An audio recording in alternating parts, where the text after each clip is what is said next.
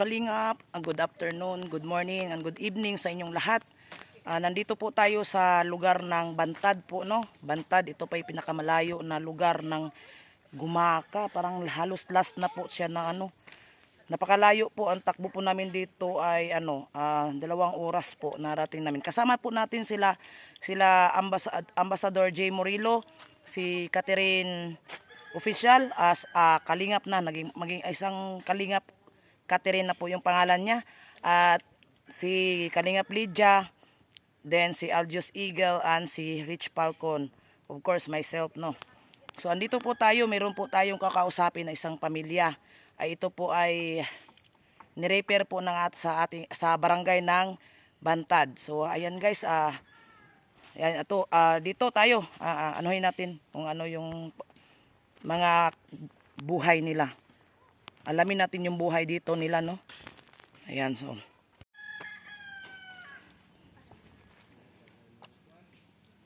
ayun. So tingnan natin yung bahay niya, guys. Oh, hindi pa to tapos. Hindi pa tapos yung bahay. Bakit hindi pa to natapos? Ito yung pamumuhay niya. Oh, ganito. Kanino tong bahay? Ano lang po, tinirik lang po namin dito at nakikitirik lang po kami sa lupa. Ay, nakikitirik lang kayo. Opo. Oh. Bigyan ko po nag-aalaga ng lupa. Oh. Nasaan talaga yung bahay niyo? Dito po mismo. Dito talaga. Opo. Okay. So, tapos, ilan anak mo, te? 4 po. 4 yung anak mo? Opo. 4. Ayan, yung bunso. Opo. Ilang buwan na kayo dito, te? Ano po, mga 1 buwan lang ho. Ay, 1 buwan bago pa lang. Opo. Hindi lang kayo 1 buwan dito Ano? Tagal-tagal na kayo rito. Yung isang... Ay, mga 1 taon na po. 1 taon. Ayun. Kasi kung bago lang yung tirik, bago yung di ba? Oo, yung bubay. Oh, bago yung bubong, bago lahat yung gamit. Ikaso, 1 taon na pala kayo dito. Ano hanap buhay natin? Wala po. Wala. Wala po. Ang asawa mo, Pagkakawit lang po ng nyug ang trabaho niya, wala rin nga pong Wala din.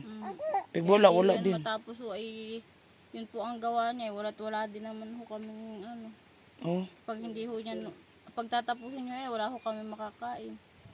uy.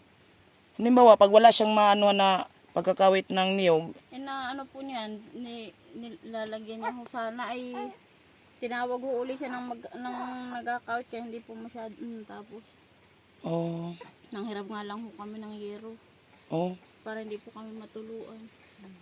kaya nga. So, ano pala pangalan mo, ate? Jennifer po. Jennifer. Apelyido? Roka po. Roka. Yan, nagutom na ata yung baby mo.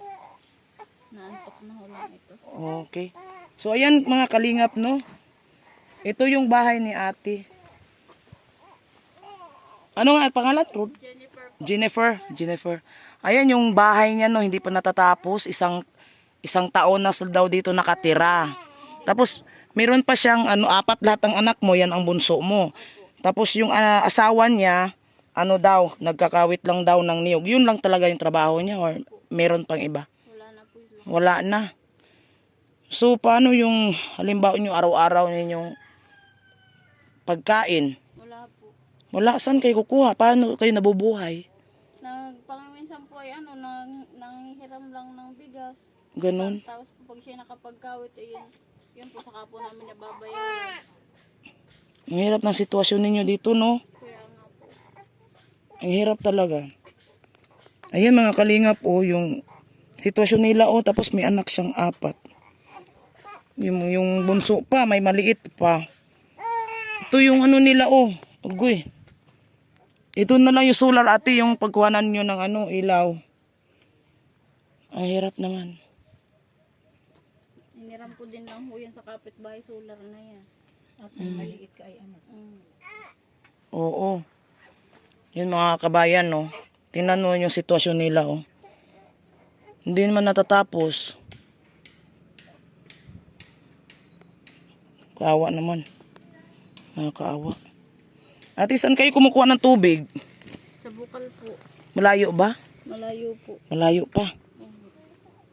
Ayun. Hiniram daw namin ngayon na makatabo lang ho kami. Ang hirap ng ganitong sitwasyon. Tapos walang maayos na ano ba to? Kusina, yung kusina nila walang Hindi pa po maayos. oo, wala pang maayos. Yung CR nyo, kahit saan na lang kayo. Meron po yan po, wala namang dingding. Ay, Diyos ko. Lipad po ng hangin. Oo. Kung ito nga naman ma'am ay ipapagawa nila.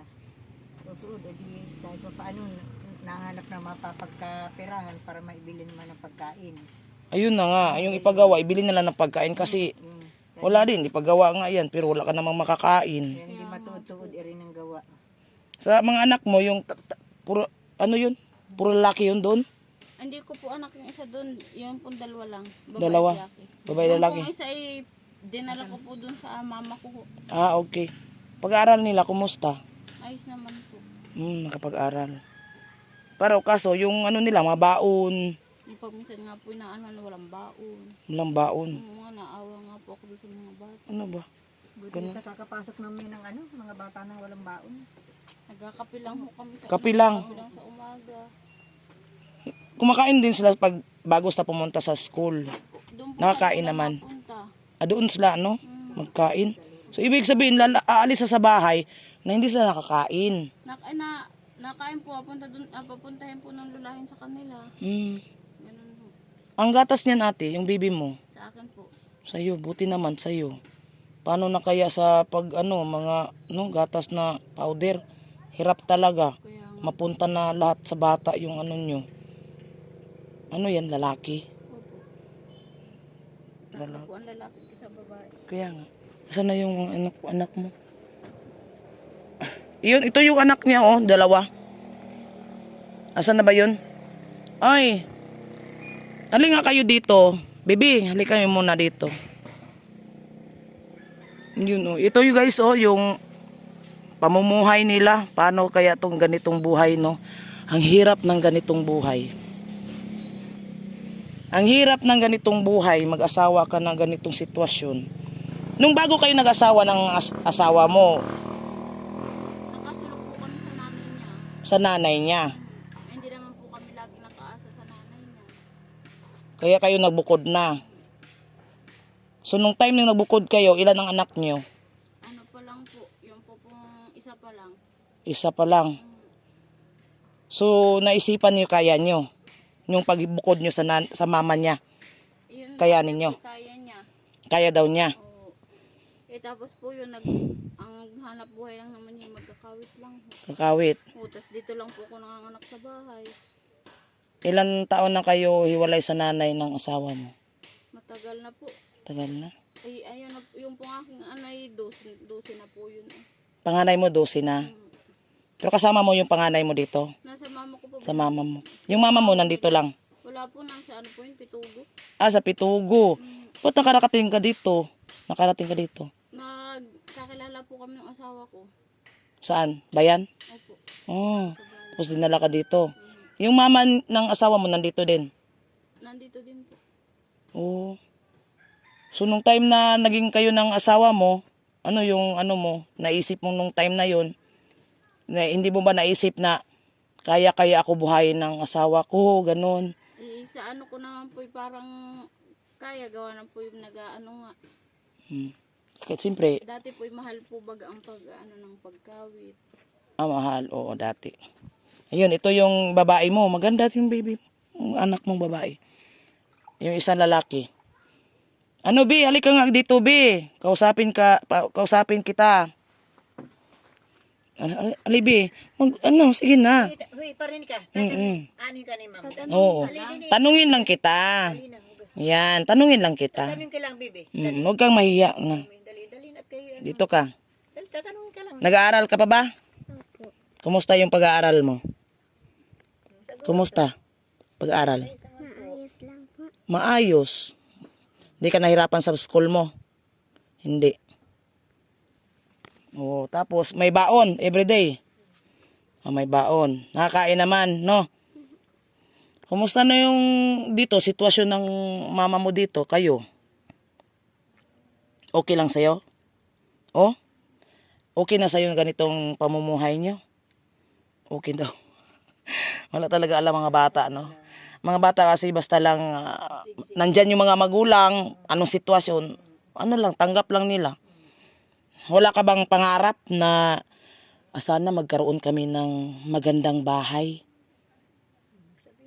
Naisip, hindi mo ba naisip yun? Hindi mo ba nakikita doon sa mga habang naglalakad ka dyan sa daan at nakikita ang ganda ng bahay nila? Naisip mo ba yun? Hindi rin. Mula kang ano, sa bagay, maliit pa naman ito ay hindi pa talaga niya, wala talaga siyang kamuwang-muwang, no? Yun, so, ano yung gusto mong, kahilingan? Halimbawa, may magtulong sa inyo. Anong gusto mong kahilingan? Ano? Yung magkaroon ng maraming pagkain? Yun.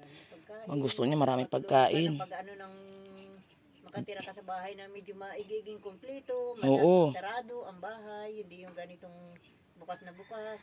Oo. Dito, tita, dito yung ano ang pinapasok ang bahay na may bahay. Oo, dekado yun, lalo may mga bata. Para na nahubaga dito nung minsan. Oo nga. May mga Pinalughog po yung aming damitan. may anak ditong babae. Uy, walang tao dito. Wala po. Akama po ay nagsimba. Nung minsan kita Delikado. ninyo. Delikado talaga, lalo na Sarado nga itong ganitong. hindi sarado Di ba yung... hindi mo po napansin yung may pumasok na buwang dyan?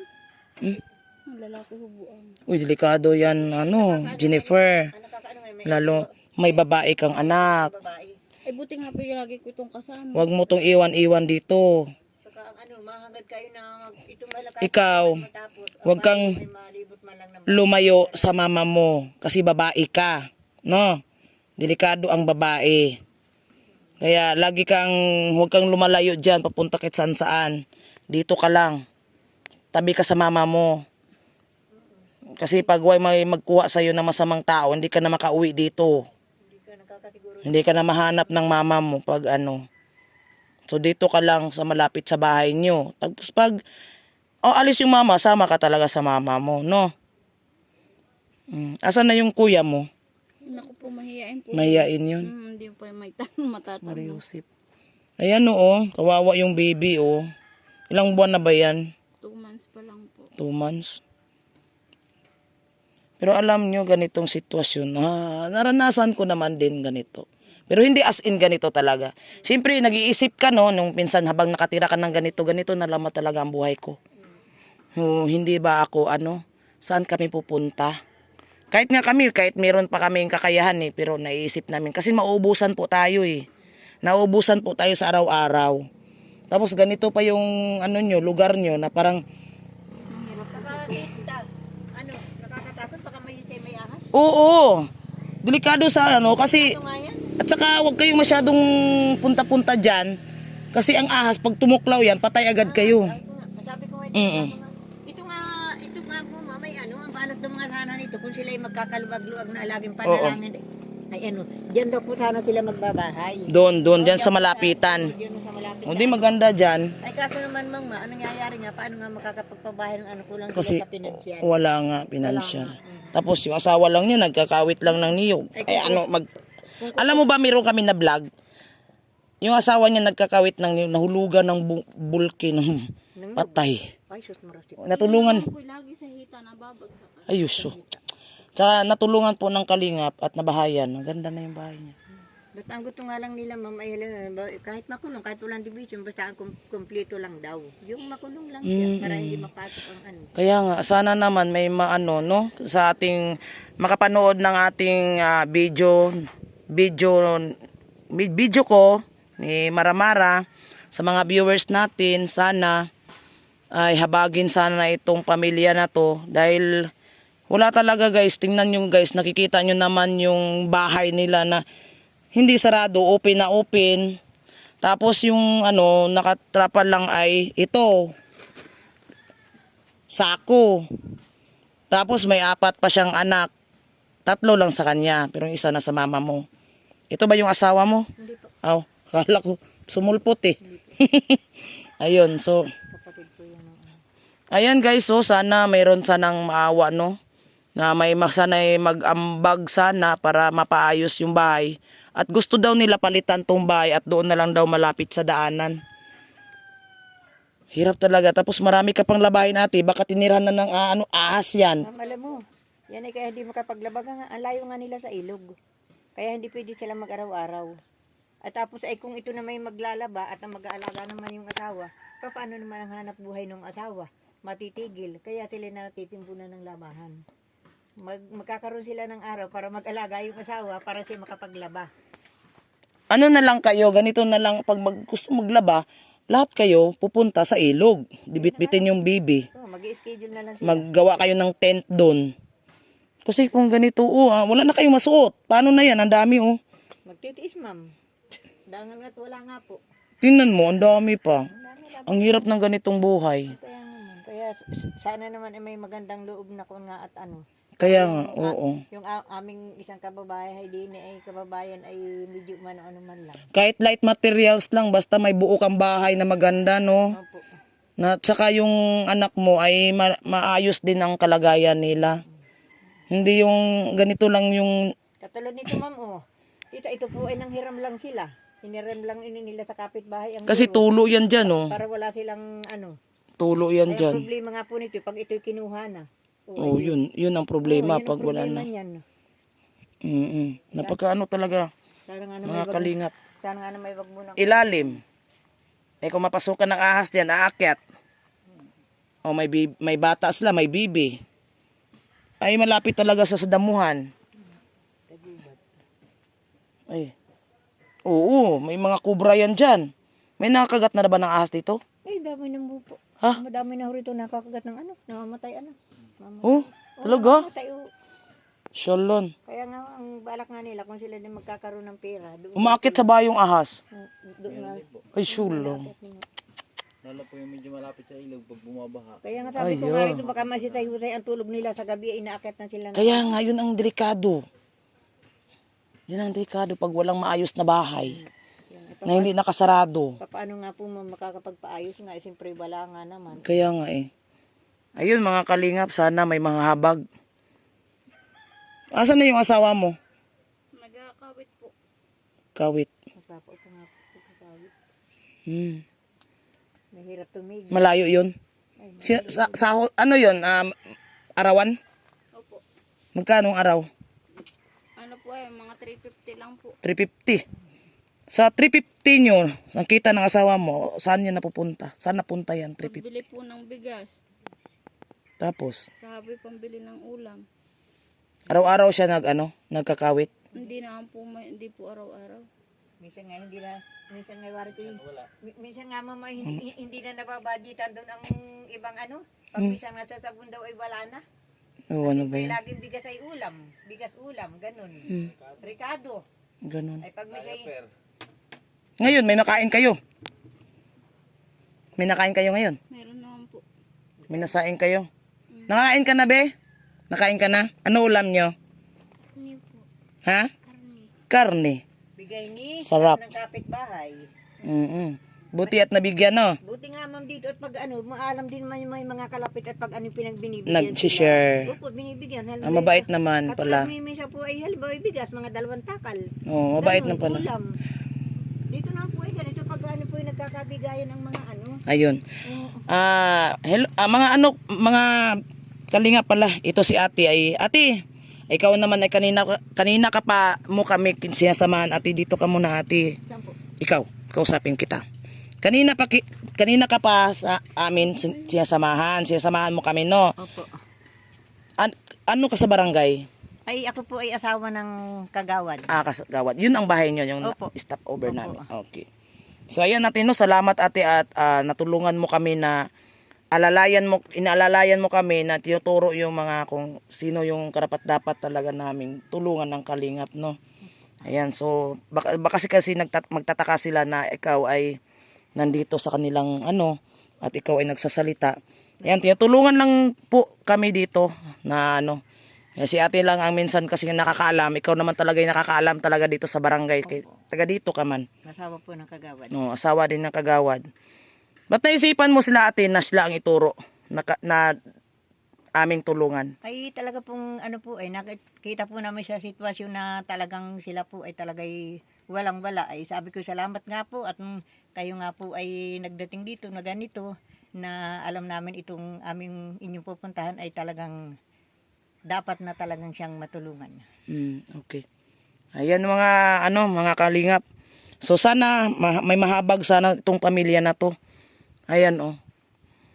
Sana may magbigay ng tulong para makagawa sila ng panibagong bahay. Magtayo kasi sila dito ng bahay. Doon ang gusto nila oh. Kahit maliit lang, light materials lang, okay na. Na maalis la dito sa bahay na to kasi sarado talaga siya. At saka na to, marupok na yung mga kahoy, inanay na oh. Hindi na to pwede. Kaya na lang ang panibagong bahay ang dapat sa inyo. Marupok na, inanay na. No? Sana sana may maawa si Lord. May maawa sa inyo na may magbigay ng tulong at magkaroon kayo ng kahit light materials lang basta maganda ang bahay na inyong titirhan.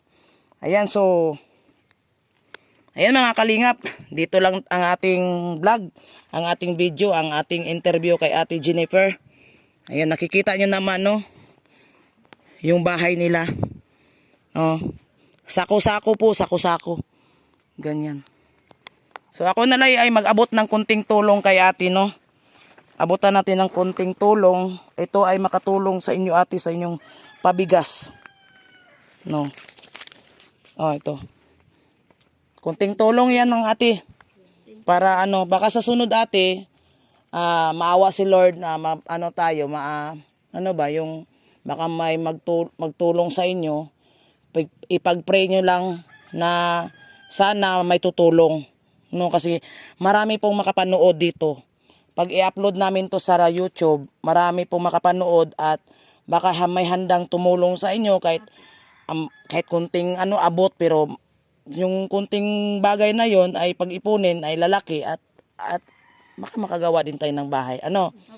So ayan mga kalingap, dito lang ako ayan, shout out kay Kuya Bas Santos Matubang, kay Ate Edna Vlog at kay Kalingap Rab. Ayan, huwag natin silang kalimutan guys, suportaran natin ang founder ng Kalingap. At suportaran din ninyo yung aming mga kasamahan na ang ambassador dito ng Gumaka, si Jay Morillo, ang deputy, si Kalingap Lydia, at aking mga kasamahan si Kalingap Catherine, si Aljus Eagle at si Rich Falcon. Ayan. Kami dito po sa isang lugar ng Bantag nagpunta kami at nagkalat-kalat para hindi po tayo magtagal dito para lahat ay mapuntahan. Ayan guys salamat.